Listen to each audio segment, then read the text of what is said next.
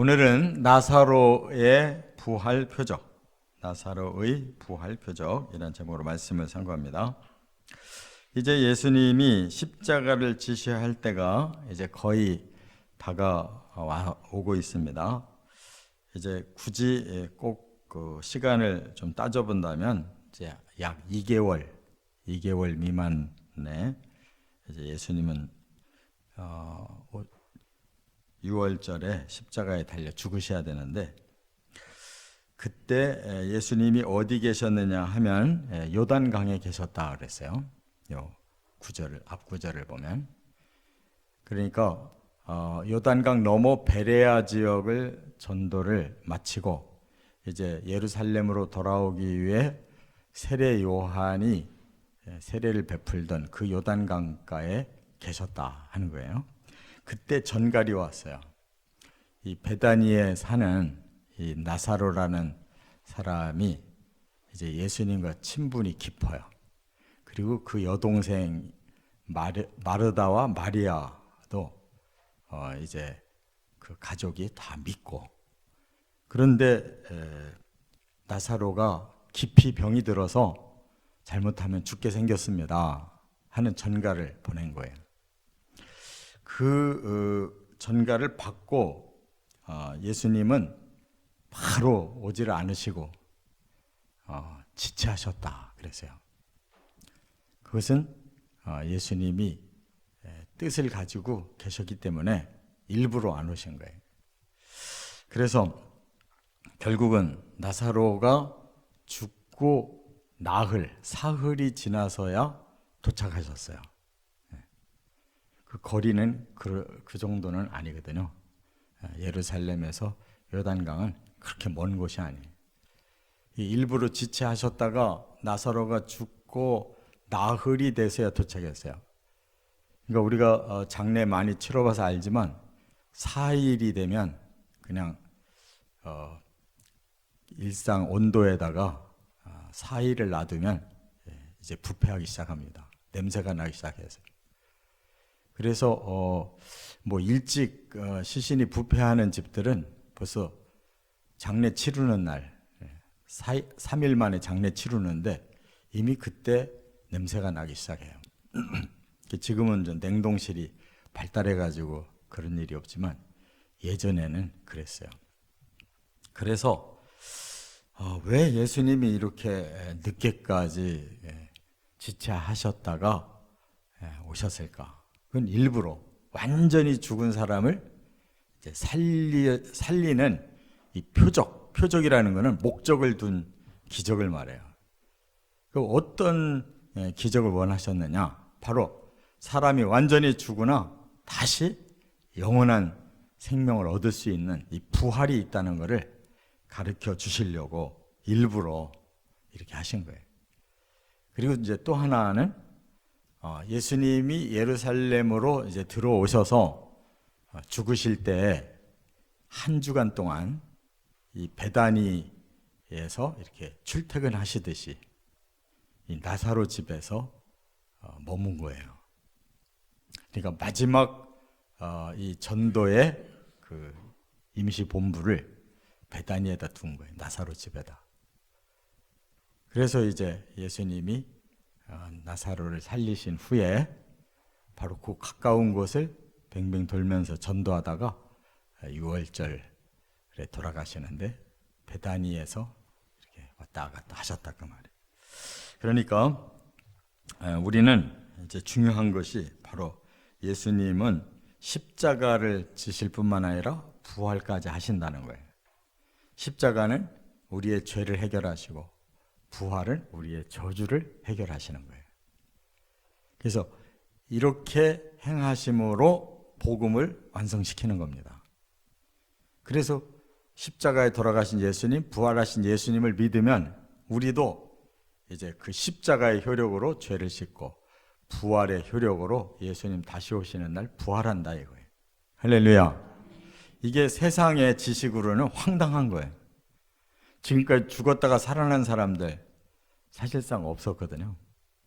근데 성경에서만 이렇게 구약에서도 죽었던 사람을 살리는 몇 차례 기적을 주셨고, 또 부활에 대한 예언을 성경에, 구약 성경에도 곳곳에 주셨는데, 그것은 바로 하나님의 구원 계획이기 때문에 이렇게 비밀스럽게 주셔서 사람들이 그걸 몰라요. 사두개인들은 제사장들인데 부활이 없대요. 그러니까 얼마나 구약 성경이 어두운가. 제사는 뻑적지근하게 잘 드려서 뭐 하나님께 영광 하지만 정작 중요한 건 하나님이 죄인을 용서하고 저주를 풀어서 영생하는 몸으로 만들겠다는 하나님의 계획이 구약 속에 쭉 계시가 돼 있는데, 예언이 돼 있는데 모르는 거예요. 그러니까 지금도 이 성경 66권이 그냥 까막눈들이 너무 많아요. 이 세상에. 뭐 안 믿는 사람들은 물론이고 믿는 사람들도 이 구약 성경에 나오는 이 예언이 뭔지도 몰라요. 예수님은 그 구약의 예언을 그대로 이 땅에 사람으로 오셔서 실천을 하신 거예요. 우리 보고 그대로 따라오면 나중에 천국에서 예수님처럼 신처럼 변화되어 우리가 영원히 하나님과 함께 사는 존재가 된다는 거예요. 할렐루야. 이게 믿음의 눈이 없으면 구약도 이해를 못하겠거니와 요한계시록에 그 계시도 이해를 못해요. 사람이 어떻게 그렇게 될 수가 있어. 이 땅에서 조금 더 잘 살면 그것으로 족하지, 이렇게 생각한단 말이에요. 이 땅도 없어지고 이 땅에 족한 축복은 그는 의미가 없는 거예요. 죄짓고 저주받은 사람이 복받은 들 얼마나 받겠어요. 그러니까 하나님이 이 모든 걸 완벽하게 해결하고 새로운 창조로 우리 사람을 하나님과 함께 살 수 있는 존재로 지으셨다는 거, 이건 계시의 영을 받아야 깨닫고 확신하고 기다리는 거예요. 할렐루야. 자, 그래서 오늘 이제 부활의 표적 세 가지로 예수님이 목적을 두시고 말씀 주신 거예요. 첫째, 1절부터 4절까지는 부활의 계획을 이미 세우셨다 하는 거예요. 그러니까 예수님이 지금 때를 맞춰서 예루살렘으로 들어오려고 요단강까지 오셨는데 나사로가 너무 아파서 빨리 예수님을 좀 모셔야 되겠습니다 할 때, 보통 때 같으면 빨리 오셔서 병을 고치실 텐데 예수님은 이제 십자가가 곧 있기 때문에 부활도 가르쳐 줘야 될 때가 된 거예요. 그래서 다 계획이 있으신 거예요. 뿐만 아니라 하나님은 천지 창조 이전부터 모든 걸 아시고 미리 아시고 이렇게 사람을 구원할 계획을 세우시고 이렇게 부활을 이미 계획해 놓으셨다는 거예요. 예수님이 오셔서 십자가에 죽으신 후에 다시 부활하시는 것은 하나님이 만세전에 계획해 놓으신 하나님의 구원 계획인 줄을 믿으시 바랍니다. 그래서 사도 바울 같은 사람들은 바로 그렇게 고백하잖아요. 만세전에 우리를 구원하려고 하나님이 그 구원 계획을 다 세워놓으셨다. 그걸 이제 비밀이었는데 사람들에게 보여주셨다. 이렇게 말씀하잖아요. 그러니까 사도 바울 같은 사람들은 그 성경의 계시가 이제 깨달아져서 구약을 풀었을 뿐만 아니라 또 미래에 있을 일까지 계시받아서 미리 예언하고 있잖아요. 그러니까 그런 눈이 우리들에게 생겨야 된다 이거예요. 그래서 예수님은 사람 입장은 충분히 이해를 해요. 왜? 나사로를 굉장히 사랑하는 사람이거든요. 아주 친분이 두터운 사람이에요. 실제로 이제 그 뒤에 보면 오셔가지고 눈물을 흘려요. 왜냐하면 그렇게 절친했던 사람이 죽어가지고 이미 송장이 돼서 무덤에 들어갔다니까 그 마음이 어떻게 했어요? 그 눈물을 흘리셨다. 예수님 눈물 많이 안 흘리셨습니다. 몇 곳밖에 없어요.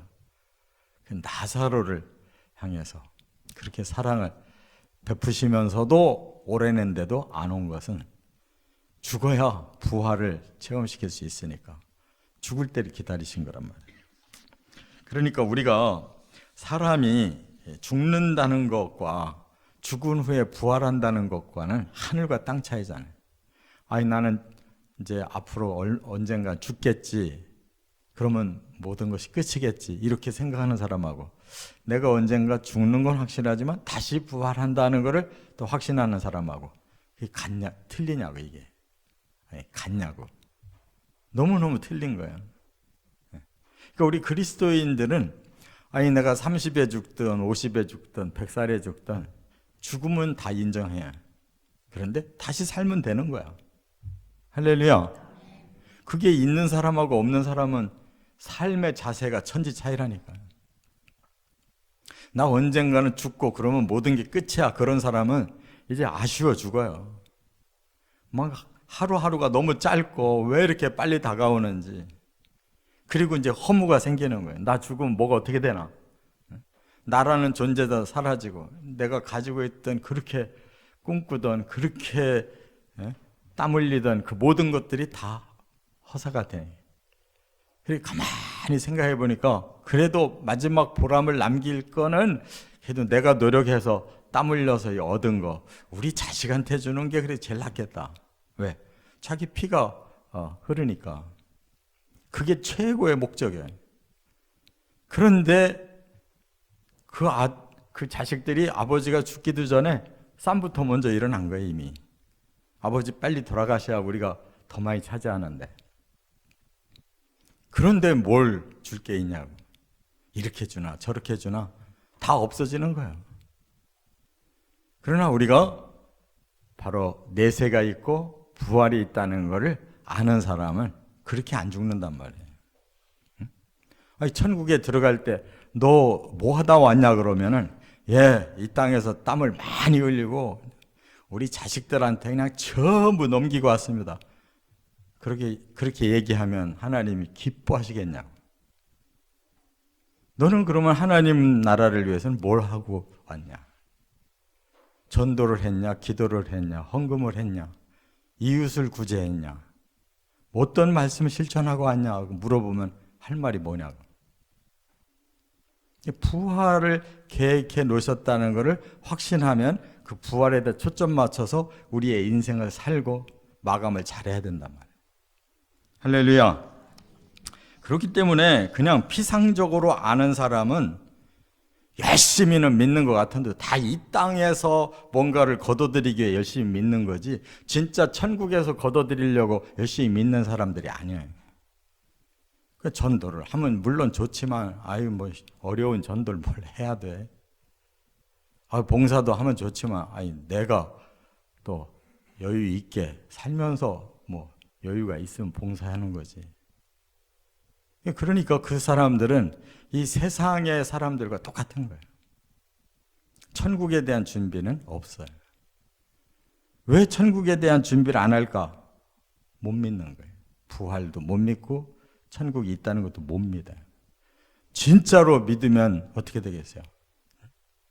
그것을 위해서 뭔가 노력하겠지.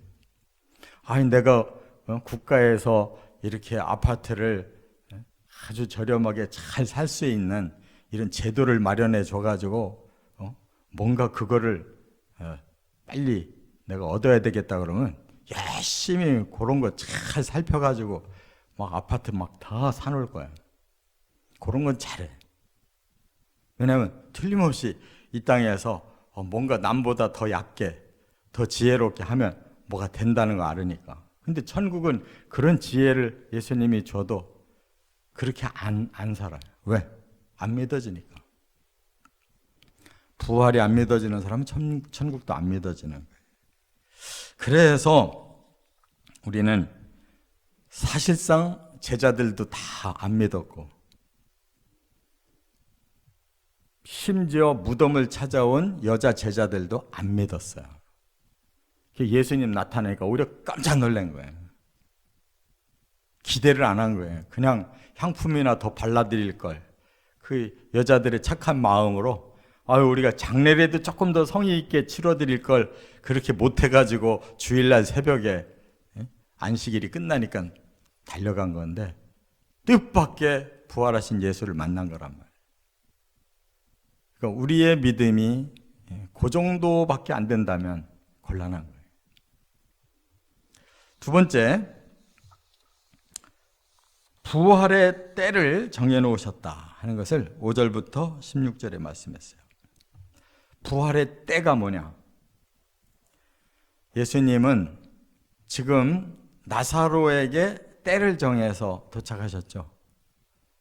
왜? 죽어야 그 다음 부활이 오니까 그 부활의 때를 표적으로 보여주시려고 일부러 죽은 지 나흘 후에 도착하셨단 말이에요. 완전히 사람들이 저 사람은 진짜 죽었다. 왜? 썩는 냄새가 나니까. 그런데 살렸다. 그럼 놀라운 것이. 그러면 그러한 예수님의 부활의 때가 사실상 우리들에게는 어떤 부활의 때가 되느냐 이거예요. 이거는 이제 표적이에요. 진짜 부활은 언제 이루어지는 것이냐 이거예요. 모든 인류의 때가 끝날 때, 그게 종말이라는 거예요. 종말. 이 세상이 끝날 때. 그러면 더 이상 지구도 필요 없고 더 이상 생산이 필요 없는 때가 오는 거예요.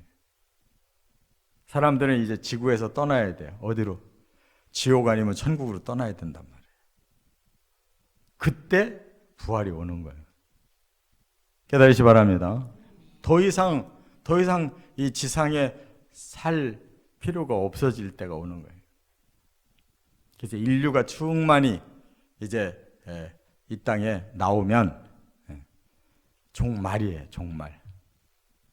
그러면 우리 사람들은 이제 새로운 세계로 출발해서 가야 되기 때문에 부활하는 거예요. 근데 오해하지 마세요. 부활은 지옥 갈 사람도 부활하는 거예요. 그걸 보고 둘째 부활이라고 그러고, 천국 갈 사람들은 첫째 부활이에요. 먼저 부활하는 사람들은 다 천국 보내려고 부활시키는 거고, 나중에 부활하는 사람들은 지옥 보내려고 부활시키는 거예요. 부활 자체가 구원의 완료가 아니에요. 구원의 과정이란 말이에요. 그러니까 어느 때에 이것이 일어나는가 하면 이 세상 끝에 일어나는 거예요. 그래서 그 시차, 첫째 부활과 둘째 부활의 시차는 그렇게 오래 가지 않는 거예요. 구원하기 위해 예수님이 공중에서 재림하실 때 성도들은 부활하는 거예요. 그런데 이 지옥에 갈 사람들은 이제 제일 먼저 적그리스도와 거짓 선지자를 불못에 집어넣고, 그 다음에 사탄을 불못에 집어넣고, 그리고 지옥 갈 사람들을 다 부활시켜서 예수님이 너희들은 악하고 이러한 범죄를 하나도 해결을 못했기 때문에 지옥 간다 할 때 그들을 부활시키는 거란 말이에요. 그렇기 때문에 성경에서는 하루가 천년 같고 천년이 하루 같은 하나님의 계획을 말씀하고 있어요. 천년 왕국도 사실은 하루에 불과한 거예요. 우리가 천년 만년 사는 거, 그거는 이 세상의 계산법에, 하나님 앞에서는 7일 동안에 세상이 만들어지고 한순간에 세상이 사라지고, 천년을 우리가 에덴 동산의 회복을 맛보게 하지만 하루에 불과한 것이에요. 하나님 나라의 시간표는. 그러니까 우리가 하나님의 이 때를 정확하게 알고 무엇이 어떻게 그 순서대로 오는지, 무엇보다도 우리 성도들에게는 이 첫 번째 구원의 과정이 부활이란 말이에요. 부활부터 시작되는 거예요. 할렐루야. 그러니까 이 종말에 부활이 되지 않는 사람은 모든 게 다 헛거예요. 그래서 예수님께서 뭐라고 말씀을 하셨느냐? 내 친구 나사로가 잠들었기 때문에 깨우러 왔다, 이렇게 말씀해요. 사람들은 이미 그 장례가 다 이루어지고 있어서 나흘이나 지나갔으니까 이제 이스라엘 사람들 애도 기간이 길거든요. 그때까지 계속 사람들이 방문해서 애도하고 있는데 뒤늦게 나타나신 예수님이 내 친구 나사로가 잠자고 있기 때문에 내가 깨우러 왔다 그래. 이 부활이라는 거는 죽으면 다시 살아나니까 잠자면 깨어나는 것과 같이 예수님은 보시는 거예요. 그래서 데살로니가 전서 4장에도 잠자는 자들에 관하여는 하면서 사도 바울이 부활의 원리를 4장 16절부터 18절까지 말씀하잖아요. 바로 예수님이 공중으로 재림하시는 날 바로 성도들은 무덤에서 살아나고 살아있는 성도들은 부활체로 변화되어 함께 끌어올려진다. 그게 휴거, 할파죠. 한순간에 낚아챈다는 거예요. 그게 성도들의 부활이란 말이에요. 할렐루야. 그러니까 잠자는 것이 무덤 속에서 다 썩어 문드러졌는데 그 영혼은 낙원에 있기 때문에 여기서 다시 살아나는 순간은 잠자다가 깨는 순간과 똑같은 거예요. 이렇게 부활의 때를 정해 놓으시고 우리들에게 그 날을 믿고 죽으라는 거예요. 죽기 전에 나는 언젠가 다시 살아난다. 믿고 죽으라는 거예요. 그걸 제일 실감을 할 수 있는 시간이 학원 예배 때. 저는 지금까지 목회하면서 장례를 제가 집례할 때 항상 데살로니가 전서 4장 16절 이하를 읽어주고 과연 이렇게 고인이 지금 묻혔는데 이분이 잘 믿으셨는데 우리 가족들이 이분이 다시 예수님이 공중재림하실 때 부활하실 거냐? 이거 믿어야 된다 이거예요. 본인도 믿어야 되지만 가족들도 진짜로 이분이 살아나셔서 언젠가 우리도 부활하고 같이 다 만나는 날이 꼭 온다라고 믿느냐 이거예요. 그게 믿어져야 그 가족은 믿는 집안이고 전가기도 된 거예요. 그런데 어떤 집은 보면 막 울고불고 야단나 땅에다 묻히는 순간 제일 슬프거든. 딴 땐 가만히 있다가 그냥 땅에다가 묻을 때 제일 슬퍼서 막 사람들이 야단을 쳐요. 아쉬워가지고. 못 믿는 사람들이. 왜냐면 끝장이라고 생각하니까 아 오늘로써 우리 부모와 나는 여기서 이별하는구나. 이거 막 너무 슬퍼 죽어. 그걸 이겨낼 수가 있어야지. 왜? 다시 언젠가 만날 거니까. 잘 믿는 분들은 그 하면서 어머니 아버지 다음에 우리 꼭 만나요 이러고서 묻잖아요. 그거 얼마나 멋있어. 근데 그걸 못 견뎌요. 그냥 우리 부모가 막 그냥 저렇게 땅속에 묻혀가지고 끝장나는구나 막 환장하려고 그래. 그게 뭐가 믿는 사람들이냐. 응? 이렇게 예수님의 그 부활을 우리가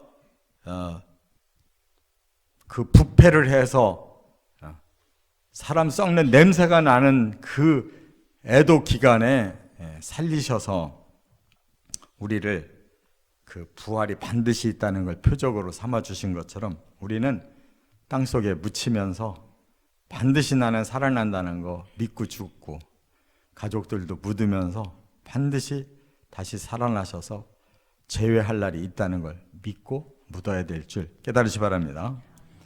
세 번째는 결정적인 말씀은 뭐냐? 17절부터 27절. 나는 부활이요 생명이니 부활을 믿어라 그거예요. 다른 것이 없어요. 우리가 할 수 있는 건 딱 하나 마음에 받아들이고 확신하는 거예요. 그리고 그날을 소망하는 거예요. 이거밖에는 다른 거 할 게 없어요. 우리가 뭐를 막 노력을 해야 부활하는 거 아니란 말이에요. 막 의학을 발전시켜서 막 그냥 시신을 어디다가 뒀다가 때 되면은 막 살리고 싶은 이런 무슨 노력이 필요한 게 아니에요. 우리는 그냥 믿는 거예요. 하나님의 계획을 그대로 받아들이고 그대로 소망하고 있는 거라고. 그래서 예수님이 도착하시니까 마리아는 이미 토라져 가지고 나와보지도 않네요. 마리아 막내 동생은 신앙이 미약한 여자예요. 뒤늦게 나쁜 짓 하다 뒤늦게 예수 믿고 막 향유는 부었지만 믿음이 진짜로 깊은 여자가 아니에요.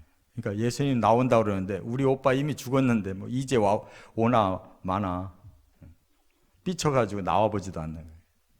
그래도 언니 마르다가 예수님을 맞이하면서 아우 우리 오빠가 돌아가셨는데 조금 더 일찍 오시지 왜 그러셨어요 하고 원망하는 거예요.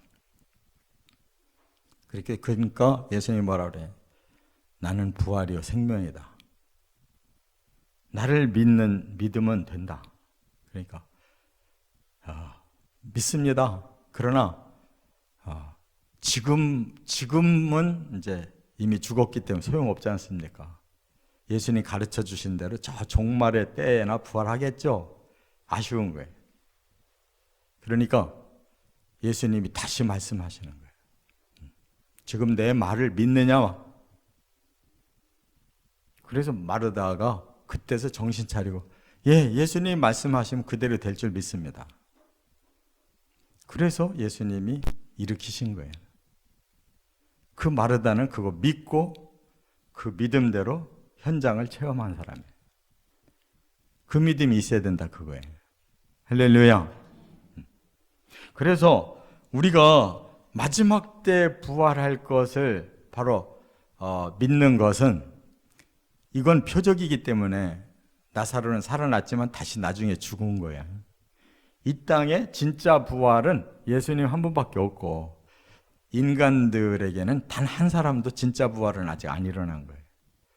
종말에 예수님이 공중으로 재림하시는 그날 그때 최초로 진짜 부활이 일어나는 거예요.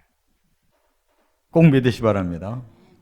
그러니까 가장 우리가 할 수 있는 최선은 죽기 전에 임종 때 나는 부활을 믿습니다. 고백하고 임종을 해야 되는 거예요.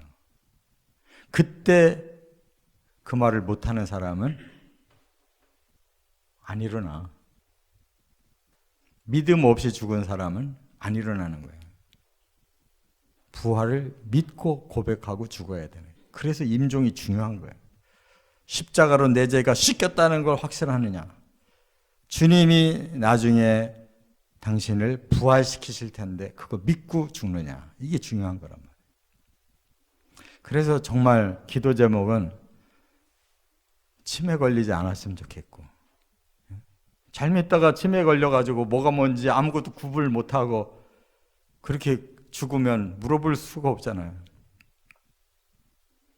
그냥 맨정신으로 혹시 암이 있어서 아파 죽겠어도 암은 대체로 정신이 말짱말짱해요. 죽는 순간 아픈 순간까지도 정신이 안 나가거든요. 치매보다 훨씬 나아요. 아파도 참고 나는 반드시 십자가를 통해 내 죄를 씻었고 나는 예수님이 오실 때 이 무덤에서 반드시 부활한다는 거 믿습니다 하고 그 고통을 잘 이겨내고 죽으면 반드시 부활하는 거예요. 할렐루야.